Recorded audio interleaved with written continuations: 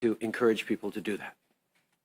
Speaking of international issues, before I finish today, I do want to touch on the situation in Ukraine. Yesterday, I spoke with ministers and the Chief of Defense Staff and a range of officials on an update and a strategy session around Ukraine. Minister Joly joined the call from Ukraine, where she met with President Zelensky and other top officials and reiterated Canada's steadfast support for the people of Ukraine. We are there as friends and allies. We have a military mission there, Operation Unifier, and Minister Anand has been talking about that. We are there to support and train the Ukrainian troops. And we're working with our international partners and colleagues to make it very, very clear that Russian aggression and further incursion into Ukraine is absolutely unacceptable. We are standing there with diplomatic responses, with sanctions, with a full press on the international stage to ensure that Russia respects the people of Ukraine, respects their choice to choose their governments and their direction. We will always be there for the people of Ukraine, and Canada will continue to stand with our allies in defending our friends in Ukraine. Avec le temps froid, avec les tempêtes de neige, avec des journées sombres et courtes, je sais que c'est des moments difficiles pour les gens à travers le pays. On est en train de sortir d'une grosse tempête de neige en Ontario et au Québec. Et je comprends à quel point les gens sont épuisés. Ça a été 2 années extrêmement difficiles et ça continue. On est inquiet pour notre santé, la santé de nos proches, notre économie, nos système de santé. Il y a beaucoup d'anxiété qui pèse sur énormément de gens. Et c'est pour ça que je souligne à quel point c'est important de continuer d'être là les uns pour les autres, d'aider ses voisins, de faire les bonnes choses pour se protéger, mais aussi de veiller les uns sur les autres au niveau de la santé mentale. On a énormément de situations de crise dans lesquelles les gens sont en train de vivre et nous devons être là les uns pour les autres. C'est pour ça que nous avions lancé récemment l'application Mieux-être pour aider les gens à trouver des soutiens en santé mentale. We've recently launched the new PocketWell app that I encourage you all to download onto your phone. It is an extra tool that the Government of Canada has put together to help people access resources for mental health and wellness, to help people be there for each other, and to make sure that people know that we're going to get through this by leaning on each other and by supporting each other. It's what Canadians always do when we're at our best, and the difficulty of this pandemic has brought out the best of Canadians as we continue to step up for each other. So please be thoughtful, be engaged, be supportive, listen to people, know that young people are facing real challenges around mental health. The elderly, again, are facing isolation and challenges, and we're all in a time of stress and anxiety. The more we can be there for each other, the better off we'll be as we make it through this. Merci tout le monde. Je suis maintenant très heureux de passer la parole à notre ministre de la Santé. Merci, Monsieur le Premier ministre, et bonjour à tous et à tous. Et avant de commencer, comme le Premier ministre vient de le faire, j'aimerais prendre un moment pour reconnaître la fatigue reliée à la COVID-19 que nous voyons et ressentons tous et toutes partout à travers le pays. Tout le monde ressent les effets des 2 années passées en mode pandémie. Et il n'est donc pas surprenant d'apprendre que la moitié des Canadiens et des Canadiennes rapportent que leur santé mentale s'est détériorée pendant la pandémie, y compris 7 travailleurs sur 10 en milieu de la santé. Et c'est pourquoi la semaine dernière, la collègue, la ministre Bennett, a annoncé une nouvelle application, Mieux-être, qui bonifie le portail Espace Mieux-être Canada. Au moyen de cette application, les Canadiens et les Canadiennes peuvent se connecter plus facilement au portail Espace Mieux-être Canada pour obtenir des séances gratuites et confidentielles avec des travailleurs sociaux, des psychologues et autres professionnels de la santé. En date du 10 janvier 2022, plus de 2 millions de personnes au pays avaient visité le portail Espace Mieux-être Canada lors de presque 6 millions de séances web. Alors que nous réfléchissons à la manière d'aider les Canadiens et les Canadiennes à protéger leur santé mentale pendant la pandémie, nous ne perdons pas de vue que notre lutte contre la vague de COVID-19 sur le pays est une lutte qui est dans un contexte de pandémie déferlante à travers le Canada. Before I begin, let me take a minute to acknowledge, like the Prime Minister just did, that the COVID-19 fatigue is everywhere, and we feel it and see it everywhere in Canada. Everyone is feeling the effects of 2 years of pandemic living. So it's not surprising that nearly half of Canadians reported that their mental health worsened during the pandemic, including 7 out of 10 healthcare workers. That's why last week, my colleague, Minister Bennett, announced a new application, PocketWell, which is a companion app to the Wellness Together Canada portal. Using this app, Canadians can connect seamlessly to the Wellness Together portal for free, confidential virtual sessions with social workers, psychologists, and other healthcare workers. As of January 10, 2022, more than 2 million people across Canada have accessed the Wellness Together portal in almost 6 million web sessions. And while we are thinking of how to help Canadians maintain their mental health during the pandemic, we also remain focused on fighting off the current wave of COVID-19 across the country. Comme vous le savez, Santé Canada a autorisé le traitement antiviral Paxlovid de Pfizer lundi, jetant ainsi les bases de la distribution de ce médicament qui pourrait sauver de nombreuses vies. Le médicament sera employé pour traiter les adultes qui souffrent de symptômes légers à modérés de la COVID-19 et qui sont susceptibles de développer une maladie plus grave.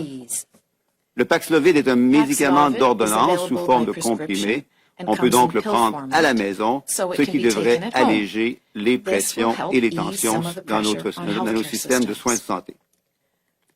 Le Canada a préalablement acheté 1 million de traitements du médicament et le premier envoi de 30 000 traitements sera livré cette semaine à travers le pays en fonction du nombre d'habitants dans les provinces et les territoires. Rappelons qu'un traitement peut soigner une personne. Nous devrions également recevoir un autre lot de 120 000 traitements en février et en mars. As you know, on Monday, Health Canada authorized Pfizer's antiviral treatment, called Paxlovid, paving the way for the distribution of this potentially life-saving medication. It will be used to treat adults with mild to moderate COVID-19 who are at high risk of developing a serious disease. Paxlovid is available by prescriptions and comes in pill format, so it can be taken at home. That will ease some of the pressure that we see on healthcare systems. Canada has pre-purchased 1 million treatment courses of this drug, with a first shipment of 30,000 to be distributed this week on a per capita basis. Each treatment course will treat 1 Canadian. We're also expecting another 120,000 treatments in February and March.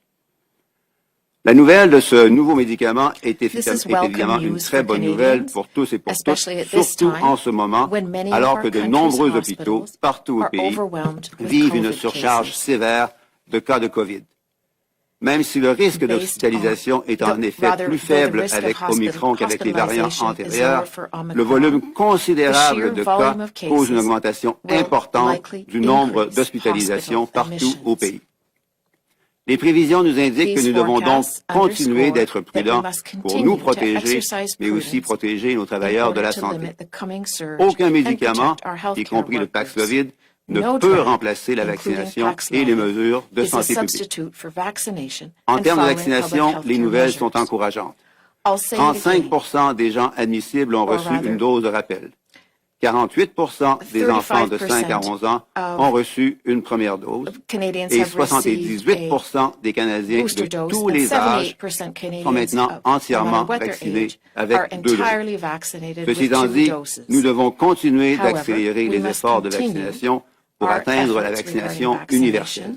The Paxlovid announcement is obviously welcome news to Canadians, especially at this time, when many of our country's hospitals are overwhelmed with COVID cases.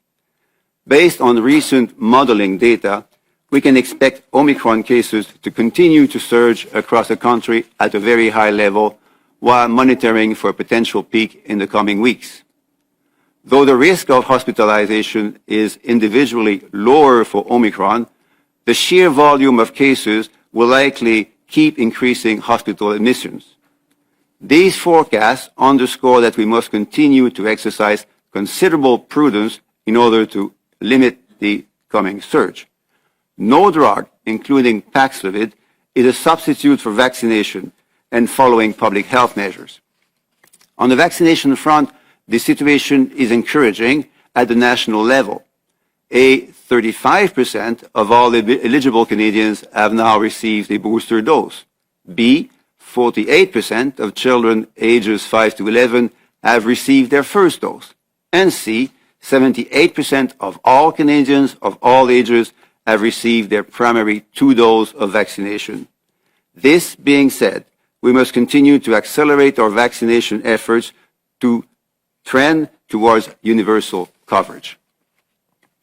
Ceci étant dit, bien que les mesures communautaires soient nécessaires en raison de la flambée rapide des cas, n'oublions pas l'importance des mesures individuelles. Dans les lieux publics, portons un masque, limitons le nombre de personnes avec qui nous sommes en contact. Mais avant tout, faisons-nous vacciner et lorsque nous y sommes admissibles, continuons également à être vaccinés avec une dose de rappel. This being said, while community-level measures are necessary, given the current rapid growth, it cannot overstate the importance of individual practices. Let us continue to wear a mask in public places. Let us continue to limit our contacts. And most importantly, let us get vaccinated. And if eligible, get boosted as well. Merci. Thank you.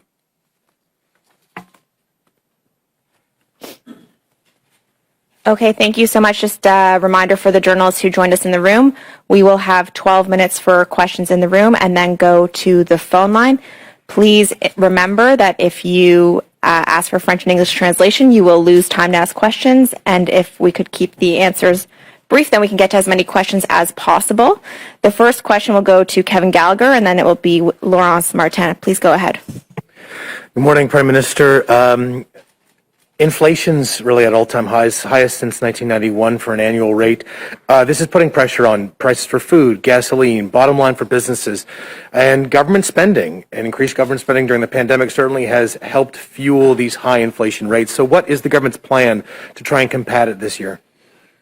First of all, through this pandemic, we've had Canadians' backs. We've been there to support them with wage supports for people who lost their jobs, with supports for small businesses, for workers, for families, for seniors.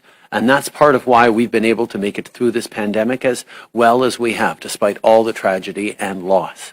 We will continue to be there because we came into this pandemic one of the best fiscal positions of anyone in the G7, and we continue to have an extremely strong fiscal position.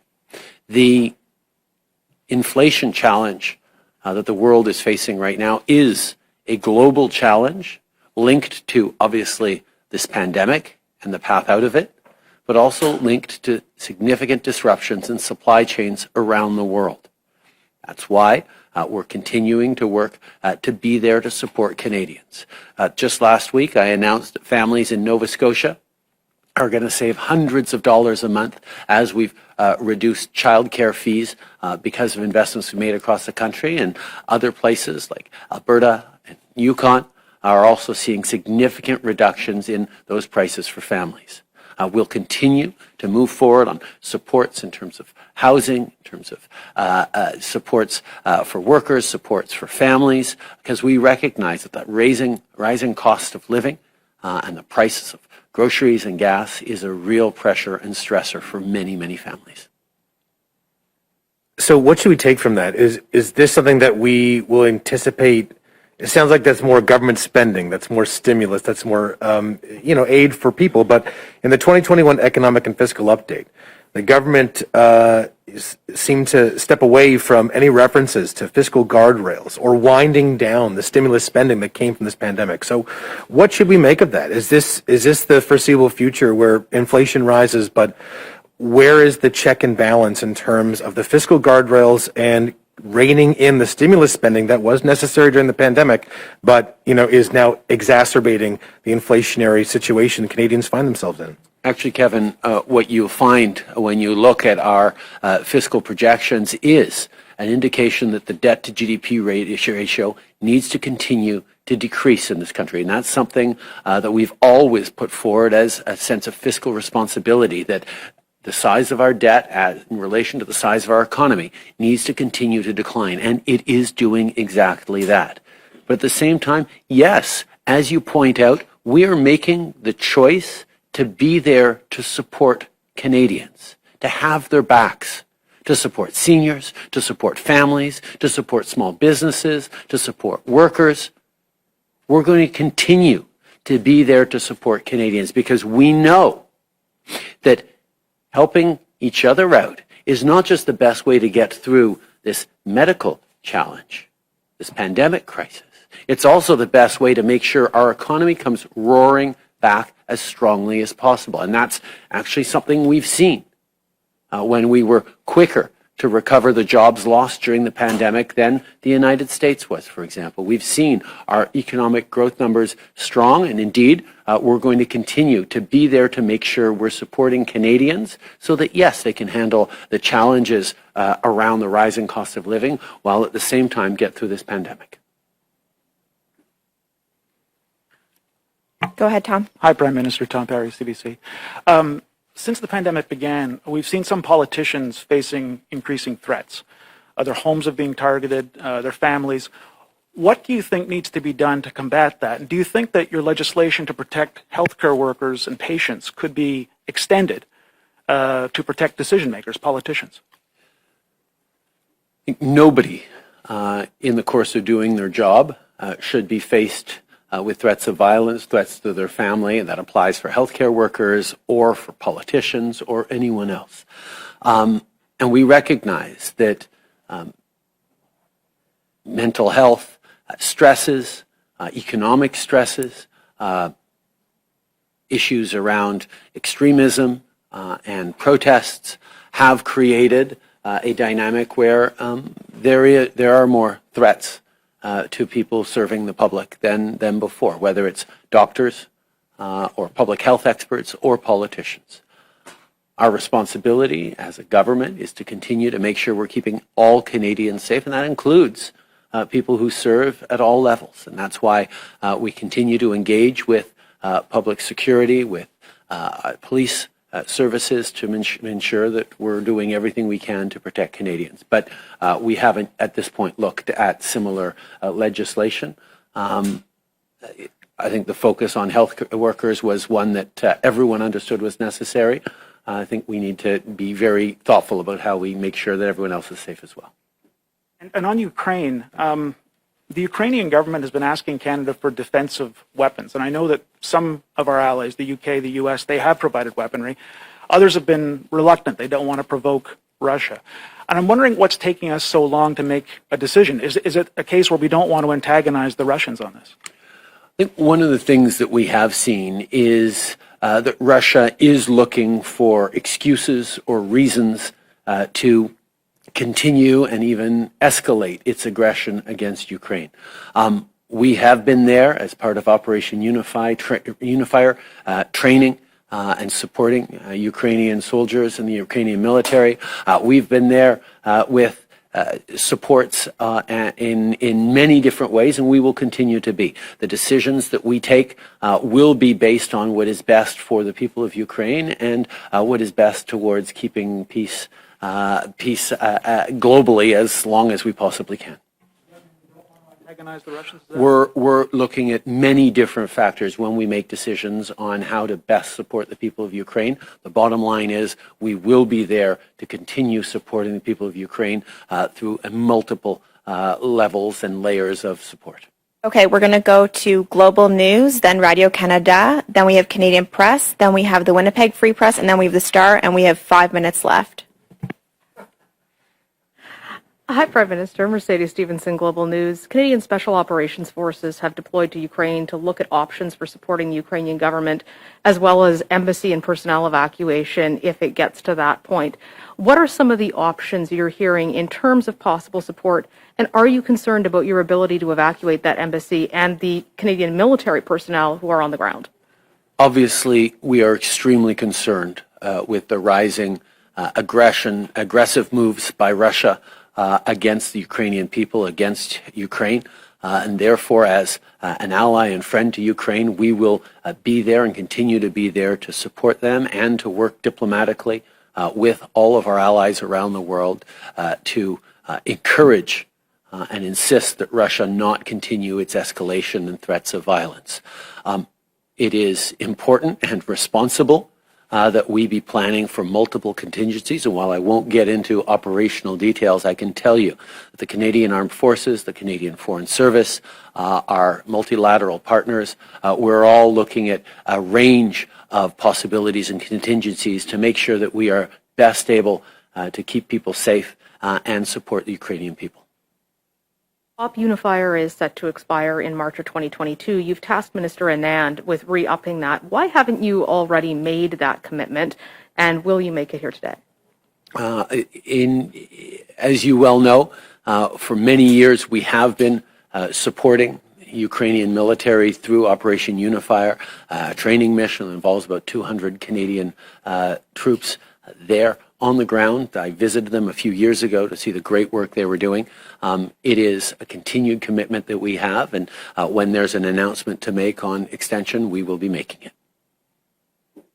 Bonjour, Monsieur Trudeau. Laurence Martin, Radio-Canada. Hello, Mr. J'essaie de Trudeau, comprendre. Laurence Est-ce que vous Martin, craignez Radio-Canada. un I'm trying conflit to armé en understand. Ukraine?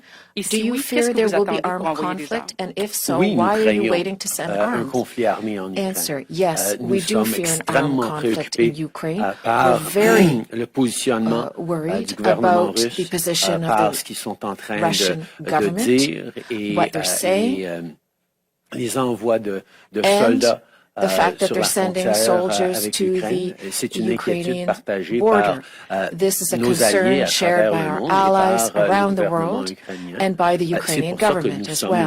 là. That's Nous allons why we're continuer there d'être là en tant for qu'alliés Ukraine. et We'll partenaires de continue to be l'Ukraine. there as an Nous allons ally travailler and avec partner nos of alliés Ukraine. à travers le monde. We're Nous working allons with our allies continuer around the world. nos efforts diplomatiques, nos menaces de plus de sanctions sur we'll la Russie, continue diplomatic efforts. notre appui More sanctions à are being l'armée announced. ukrainienne We're et supporting notre the travail Ukrainian pour army. respecter And le libre choix démocratique du peuple ukrainien malgré l'interférence our work is potentielle to russe. respect Qu'est-ce que vous the attendez free pour choice of envoyer des armes Ukrainians dans ce for cas-là? Puis democracy. sur un autre sujet aussi, sur les tests à l'arrivée pour les With athlètes regard qui vont to participer aux Jeux olympiques de tests Pékin. On for comprend qu'ils sont athletes extrêmement arriving sensibles et in des gens qui ont contracté la Beijing, COVID we récemment, understand tests these are positifs, sont obligés very d'être isolés pendant des sensitive semaines. tests, and Est-ce people que who have vous inquiétez que recently les athlètes canadiens ne puissent pas contracted participer COVID aux Jeux? Est-ce que vous allez intervenir auprès de isolate for Pékin à many ce sujet? weeks. Will Et you aussi be sur l'Ukraine. intervening Nous with comprenons tout à fait à quel Beijing? point c'est important Answer. de veiller à la santé, la sécurité We de understand tous les how athlètes qui important it is participent aux Jeux olympiques à to Pékin. ensure that our C'est pour Canadian ça que athletes nous in savons Beijing évidemment are que ça va healthy. prendre des mesures de We santé, mais nous devons we nous know assurer therefore that aussi there que are ce health soit les measures bonnes. necessary On to veut que protect nos them. They athlètes must be the right canadiens soient measures. protégés However, we d'importation want ou d'exposition athletes to be protected au virus from d'autres exposure athlètes. to the Donc c'est bon virus qu'il y ait des by mesures en other place, athletes. mais s'il y So a des it's a good thing préoccupations then that there spécifiques par are rapport aux tests, measures, on va health faire measures aussi. in place. And Okay, we'll be the following Canadian up on press will these be tests. next, and then we'll go to the phone lines. Prime Minister Mike Blanchfield, Canadian Press. Following on some of the questions Kevin was asking a moment ago, finance officials said last month that the figures in the fiscal and economic update were based on projections that COVID would be on the wane by April. Now we have Omicron. Is that still the timeline for the government that the government is following, that you view the COVID-19 pandemic becoming endemic? Can you comment on that? Every step of the way with COVID, we've been preparing for a range of scenarios. Obviously, everyone hopes that it is going to be on the wane. Everyone hopes we're going to be able to get back to all the things we love as quickly as possible. But as we saw with the Omicron wave, it is going to continue to present challenges over the coming times, and we have to be ready to adjust. the one thing that we are steadfast on as a government is we will be there to support Canadians with whatever it takes for as long as it takes. And it's not just about making sure that we're keeping people safe from COVID.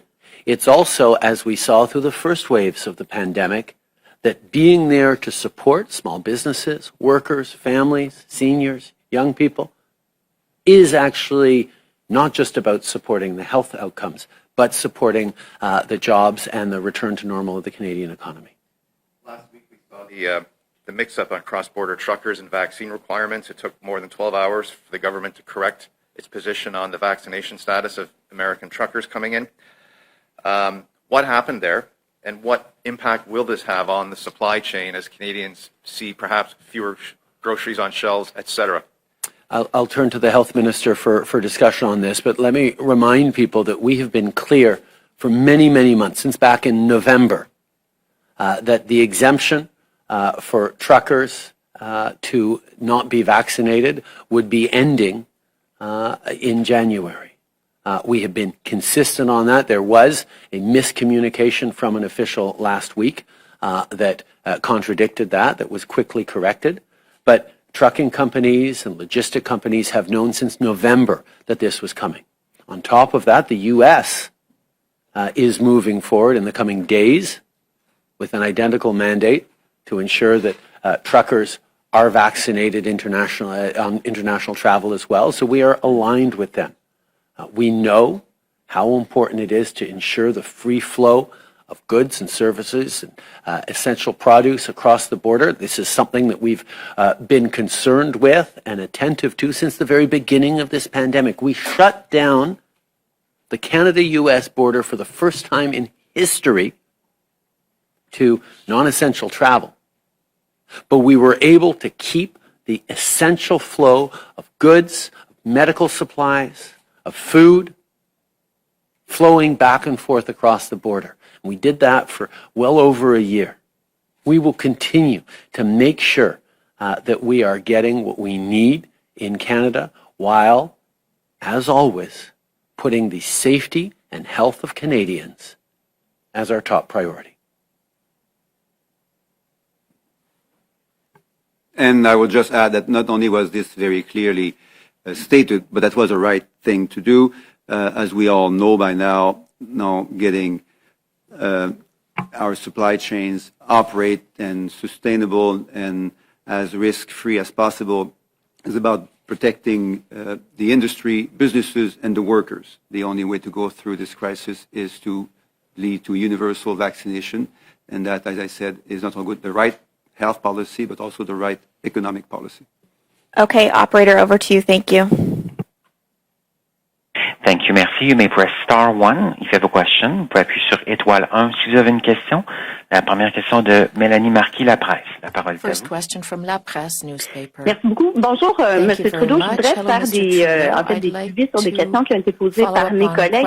Par rapport à l'Ukraine, d'abord, si un conflit éclate, comme tout le monde le redoute, que fait-on des soldats canadiens qui sont en mission pour l'OTAN en Lettonie et en Ukraine? Est-ce qu'on les ramène au pays si un conflit éclate?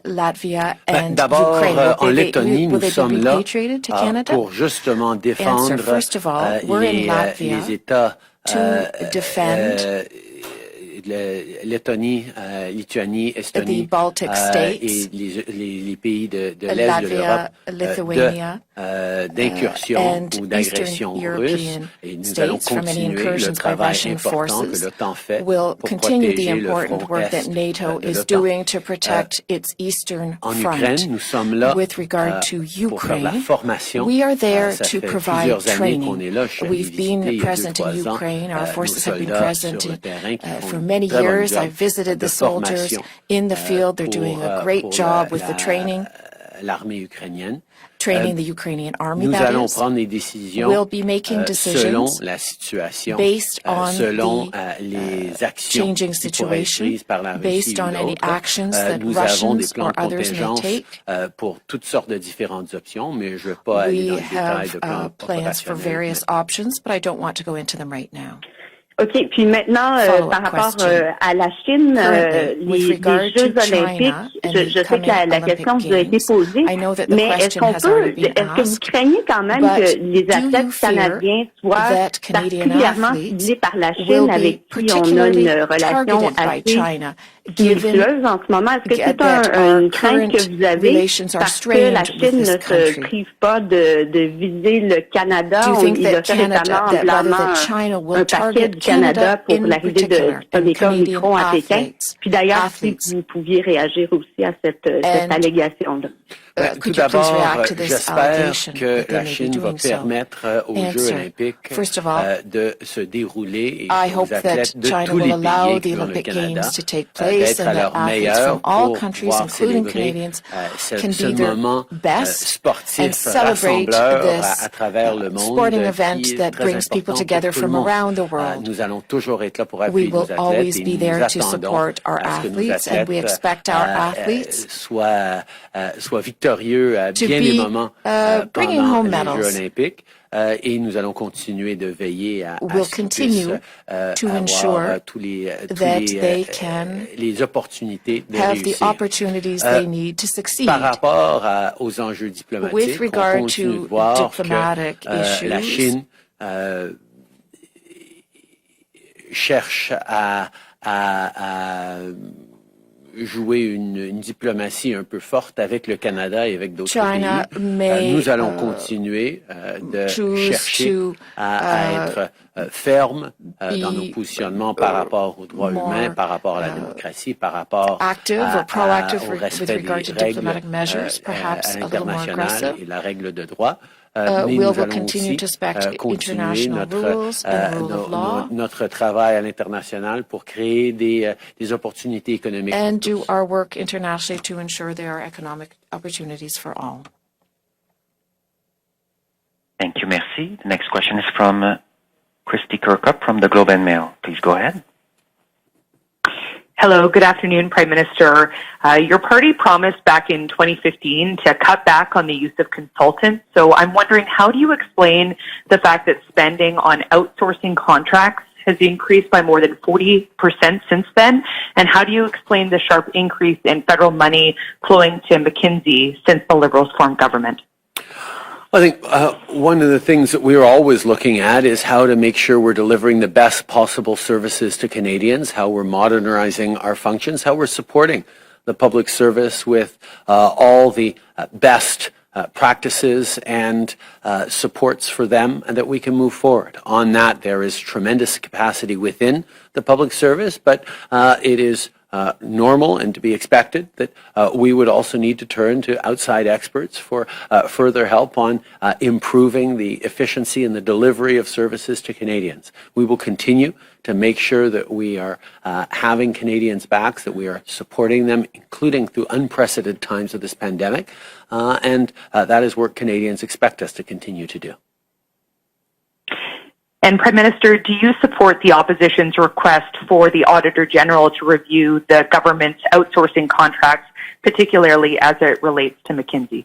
The Auditor General does extraordinarily important work in Canada in reviewing and advising governments on how to do even better by serving Canadians. I welcome all the work that she will do in many, many areas to help us continue to serve Canadians as best we possibly can. Thank you, merci. La prochaine question est de Olivier Ferron-Boissé, TVA Nouvelles. Next question from TVA News. Oui, bonjour. J'aimerais vous entendre sur des données qui ont été publiées par l'Institut national de santé publique du Québec, l'INSPQ, qui rapporte en ce moment que, d'abord, le Canada, dans les 7 derniers jours, est au 5e rang pour le nombre de mortalité, le taux de mortalité par 1 million d'habitants. Le Québec est la pire figure là, à l'échelle mondiale à ce niveau-là. Selon vous, est-ce que c'est simplement la façon de rapporter les mortalités qui explique ça, ou on parle peut-être de la fragilité des hôpitaux ou encore le plus bas taux de vaccination à la 3e dose en ce moment, notamment au Québec?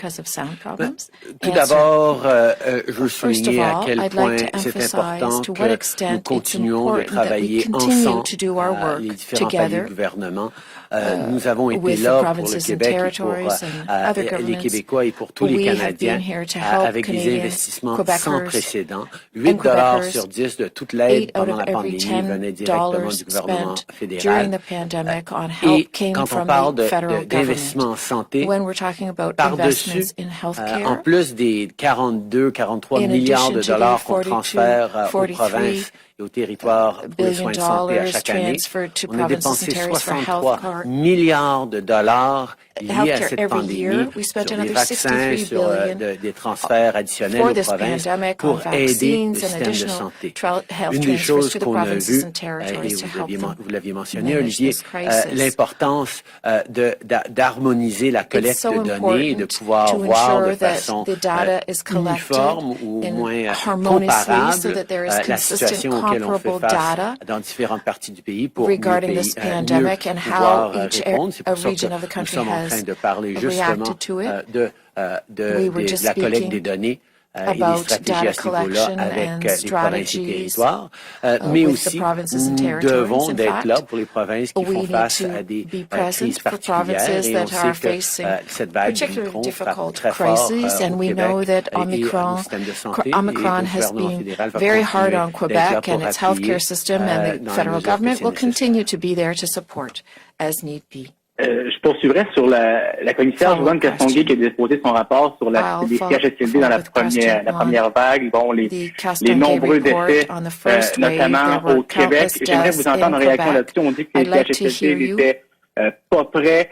Dans le contexte aussi où vous voulez imposer des normes nationales, on est rendu à ce niveau-là dans ce désir de votre gouvernement de justement avoir des standards là, à l'échelle canadienne. Should there be Nos national aînés à standards travers with le regard to pays health? méritent Seniors d'avoir les across the meilleurs soins country possibles et c'est deserve to have exactement the pour ça best que possible on est healthcare. en train de travailler That's avec les why provinces we're pour working with the s'assurer provinces to que les ensure soins pour les aînés that soient seniors' pareils, soient healthcare au même is niveau. C'est consistent d'ailleurs quelque chose d'important pour tous les across Canadiens, the country quel que soit où on for est all dans le pays, Canadians, no qu'on ait matter les where meilleurs they are soins possibles located, pour that les they aînés. have Mais je the suis très content best de passer la healthcare parole possible.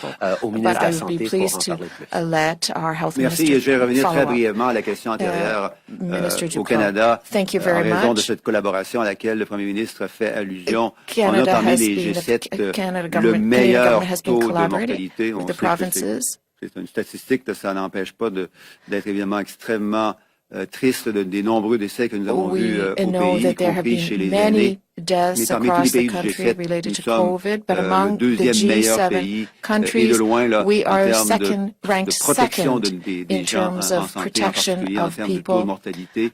Si on avait eu le with même regard taux de to our mortalité au rate. Canada qu'on a vu aux États-Unis, on aurait multiplié par 3 le If nombre we de had had the décès same qu'on a vu number au of Canada deaths au cours in the des US, 22 derniers mois. we would have Ça, had c'est sur to la question multiply our mortality des rate taux de by mortalité. 3. Sur la question des travaux avec les provinces, As les for working territoires, with the c'est clair provinces and que territories, cette crise a été it's très très clear dure that pour this les crisis has aînés, en been very particulier au difficult Québec, for il y a seniors, 80% particularly des in décès de la Quebec, where première vague 80% se sont of passés dans des the centres de first soins wave de longue durée. deaths Donc, took beaucoup de gens, place beaucoup d'aînés in qui ont été long-term care homes laissés à eux-mêmes, qui sont in morts that souvent dans des province. conditions atroces. 80% of the Mais deaths la in bonne that nouvelle, province, c'est que rather. le gouvernement canadien a pris un engagement durant The la Canadian campagne. Et government d'ailleurs, made a on l'a fait commitment longtemps avant la campagne during the de campaign, travailler avec les and provinces the et Liberals territoires said pour so dire, pour well faire exactement before ce the que le Premier campaign ministre a dit, c'est-à-dire de that we prendre are soin de nos committed to aînés, working with de provinces s'assurer and de la territories, sécurité et de la working dignité de tous to les protect aînés, our peu seniors, importe où ils vivent au pays et dans quelles no matter conditions where ils they peuvent live habiter in à travers le Canada. Canada. And Okay, no this will matter likely be the what last their question living over the conditions phone. are. The last question is from Brian Platt from Bloomberg News. Please go ahead. Hi, Prime Minister. I just wanted to go back to the answers you gave earlier on the inflation rate. And just so I understand, are you saying that despite inflation being at a 30-year high, you are not pulling back on any of the stimulus spending your government has planned over the next few years? When we put forward our budget a year ago, we included specific stimulus spending to move forward to get out of this pandemic. That continues, but it was stimulus spending that would decrease as the economy picked up again, and we've demonstrated that our concern for fiscal responsibility is continuing to be a priority for us. We will continue to look at a decreasing rate of debt to GDP in this country. We came into this pandemic with one of the best records in terms of our fiscal balance book, and we put that to work in terms of supporting Canadians through this difficult pandemic, both on the health side, but also on the economic recovery side. We're going to continue to make sure that we are keeping Canada's balance books healthy, while at the same time being there to support Canadians, because indeed, supporting Canadians through this crisis, supporting workers, supporting seniors, supporting small businesses, leads to better economic growth and performance once we're through this pandemic. The other new spending was laid out in your election platform. In the PBO report today, it's estimated that will require a further $50 billion in new spending over the next 4 years. That hasn't been budgeted yet. So again, with a soaring inflation rate, are you not concerned that this new spending might actually hurt the recovery? We know that this inflation that we're facing right now in the country is part of a global inflation challenge linked to supply chain disruptions, linked to impacts of this global pandemic. But we are continuing to work to support Canadians through this challenge. Families are facing real issues in terms of groceries, in terms of housing, in terms of a range of things, which is why our announcement of historic investments in childcare last year is actually delivering for people in a number of provinces, in Nova Scotia, in Alberta, in Yukon, and other places where they're already seeing cuts in the costs of healthcare, which is helping families to the tune of hundreds of dollars a month. And we're going to continue to work to bring down costs for families in housing, in childcare, in a range of things. These are important things to make sure we're continuing to have Canadians' backs, as we promised from the very beginning of the pandemic. Nous sommes évidemment préoccupés par ce phénomène mondial de l'inflation. C'est causé par cette pandémie globale, aussi par des problèmes dans les chaînes d'approvisionnement. Nous allons être là pour appuyer, pour aider les familles, que ce soit les familles, les travailleurs, les aînés. Nos ententes sur les garderies à travers le pays, y compris un transfert de 6 milliards de dollars pour le Québec pour créer plus d'espace, vont aider énormément de familles à réduire leurs coûts mensuels. Mais nous allons aussi faire des investissements en logement, des investissements parce qu'on sait que d'appuyer les gens, c'est la meilleure façon non seulement de passer à travers les pandémies, mais d'avoir une reprise économique qui soit forte. To have a strong economic recovery that ends today's press conference. Thank you so much.